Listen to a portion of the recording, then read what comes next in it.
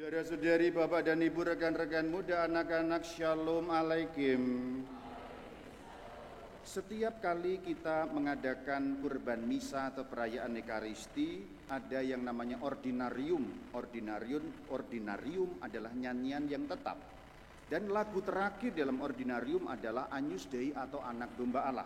Dan kalimat terakhir dalam nyanyian Anak Domba Allah adalah Dona Nobis Pacem, atau dalam bahasa Indonesia, berilah kami damai. Pacem atau pace atau pax artinya adalah damai.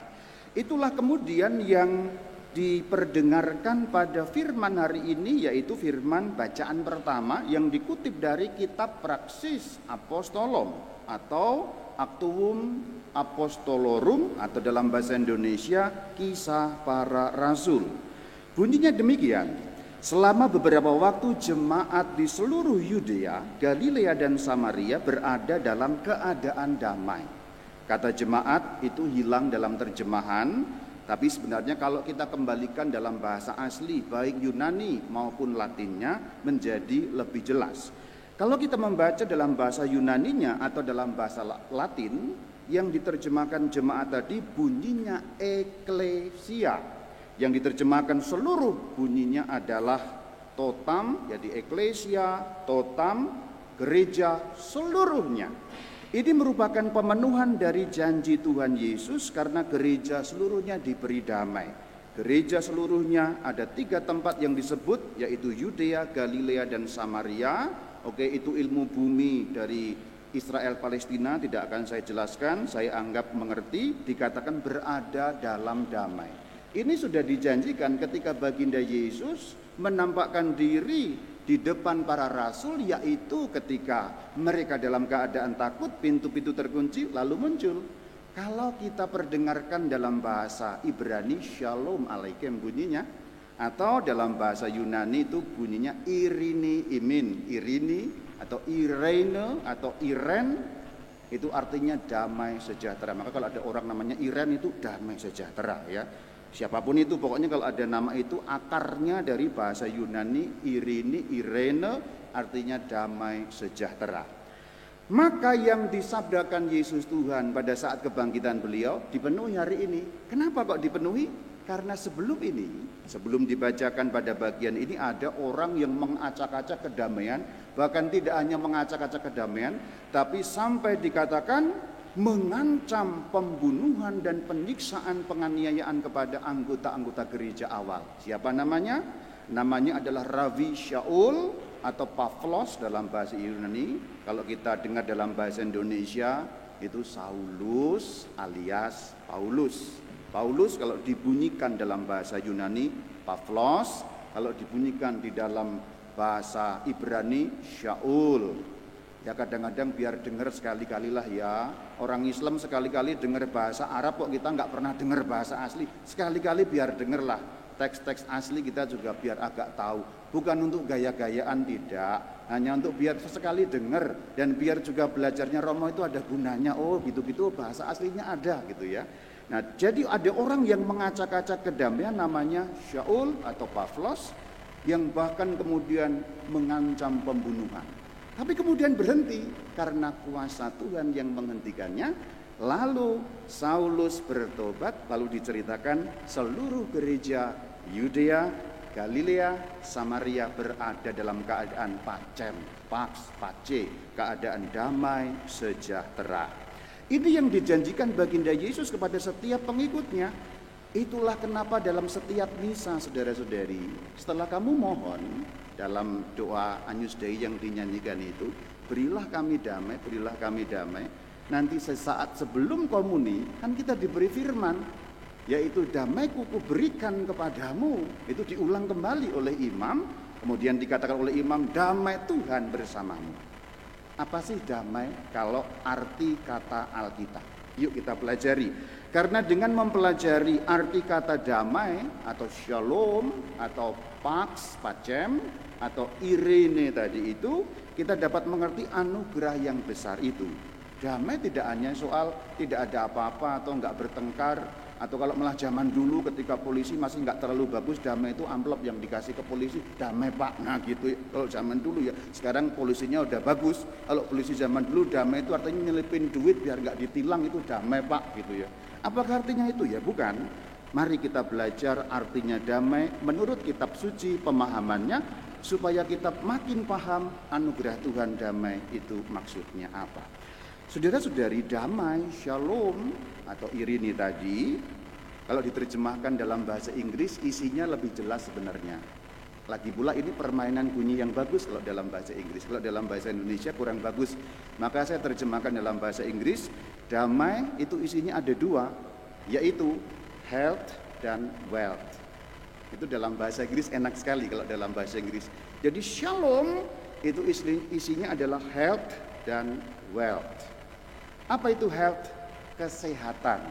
Apa itu wealth? Bukan kekayaan dalam arti, karena kalau kaya itu rich ya. Tapi wealth dalam arti keadaan sejahtera. Saya jelaskan satu persatu. Yang pertama, health, kesehatan. Kalau orang sehat maka hatinya damai. Dan kalau orang sehat badannya, baru kemudian dia bisa melangkah lebih jauh pada hal-hal yang lebih rohani. Simpelnya begini, kamu sulit ikut misa kalau kamu sakit gigi. Itu simpelnya aja.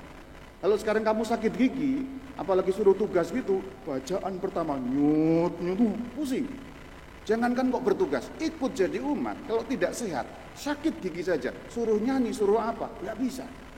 Maka syaratnya badannya sehat, sehingga untuk hal-hal yang lebih rohani kita akan menjadi enak. Jangankan untuk doa, untuk apapun kalau badan sehat itu ya senang hatinya, maka membawa pada efek yang lebih dalam, yaitu damai.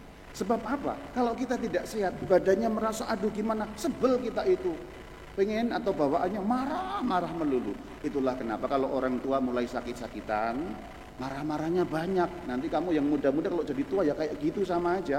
Marah-marahnya banyak. Lihat engkongmu, lihat kakekmu, lihat nenekmu. Begitu. Tapi yang masih merasa sehat maklumlah juga. Karena nanti begitu kita mulai merotoli semua sakit-sakit, ya kayak gitu juga. Maka intinya apa? Health dulu. Anugerah damai sejahtera itu anugerah kesehatan, sehingga kita bersyukur apapun yang mau dilakukan, baik tindakan yang jasmani maupun tindakan yang spiritual, akan mudah dari itu. Itu isi yang pertama. Isi yang kedua adalah wealth, yaitu sejahtera, atau dalam bahasa Orde Baru dulu sandang, papan, pangan terpenuhi. Kalau orang sandang pakai baju enak ya, kemana-mana ya nyaman. Punya pangan, ada yang dimakan, nggak usah ngutang-ngutang, ya enak hidupnya. Ada yang berteduh tempatnya, sehingga orang punya rumah, ya meskipun kecil, ada tempat berteduh, nggak kehujanan, panas nggak kepanasan, ya enak. Nah itulah isi dari damai sejahtera, karena kata shalom kalau diterjemahkan panjangnya damai sejahtera. Dan orang yang damai sejahtera itu kuncinya ada dua kalau menurut firman Tuhan dalam Kisah Para Rasul. Dalam terjemahan tidak terlalu jelas, tapi kalau kita uraikan menurut dalam bahasa Latin menjadi lebih jelas. Jadi kuncinya hati damai itu apa sih? Ada dua kuncinya untuk bisa kita menggeluti hidup yang penuh dengan damai sejahtera. Kuncinya diberitakan pada kalimat hampir terakhir dan kalimat terakhir dari firman Tuhan bacaan pertama. Ada dua kuncinya orang damai sejahtera dalam dirinya. Yang pertama dikatakan hidup dalam takut akan Allah. Bahasa Latinnya in timore domini. In timore domini. Kemudian dikatakan bagian kedua penghiburan Roh Kudus, atau dalam bahasa Latin berbunyi in consolatione Spiritus Sancti.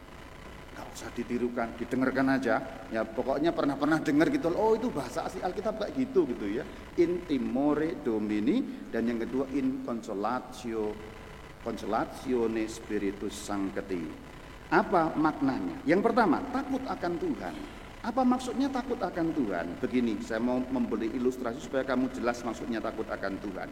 Takut akan Tuhan itu bukan seperti orang kalau ketemu anjing bulldog terus lalu lari, bukan itu. Tapi kira-kira demikian takut akan Tuhan itu.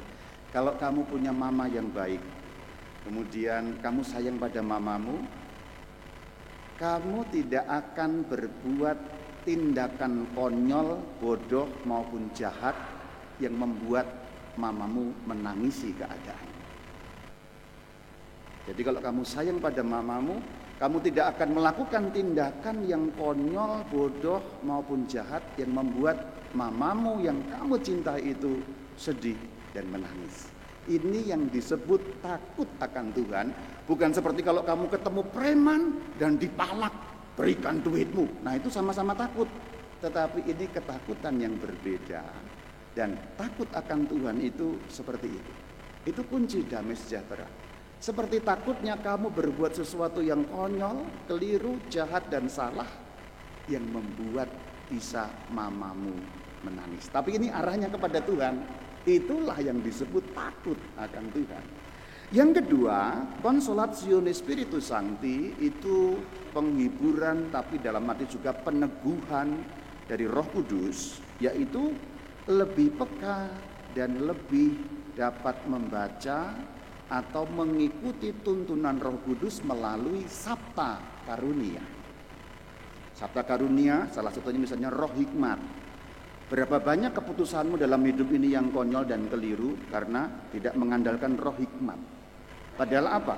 Hidup kita selalu harus memutuskan banyak perkara dalam hidup ini. Maka roh hikmat yang disebut Consolatione Spiritus Sancti itu salah satu, ini baru salah satu loh ya, belum 7-7-nya loh. Karena Roh Kudus ada 7, ini satu aja. Roh hikmat yang nggak pernah kamu dengar, sehingga keputusanmu, apalagi yang gede, menjadi banyak keliru. Jadi pesannya hari ini, kalau mau damai hatimu ada 2. Kalau mau damai hidupmu ada 2 kalau kata Alkitab. Hidup in timore Domini. Seperti gambarannya, jangan sampai bikin Tuhan tuh nangis karena kamu konyol tindakannya. Nah gitu, itu yang pertama. Lalu yang kedua, lebih mengikuti tuntunan Roh Kudus dalam sabta karunia. Tadi aku contohnya, roh hikmat, membuat keputusan, dengarkan. Caranya bagaimana? Kalau diuraikan memilihnya nanti akan setengah jam, tapi aku berhenti di sini. Caranya hanya 2 sih. 1, berdoa, mohon karunia itu, dan 2, dilatih karunia. Sebenarnya ini butuh uraian yang lebih panjang, tapi kita teruskan tahun depan aja. Pemilihnya sampai di sini. Shalom alaikum.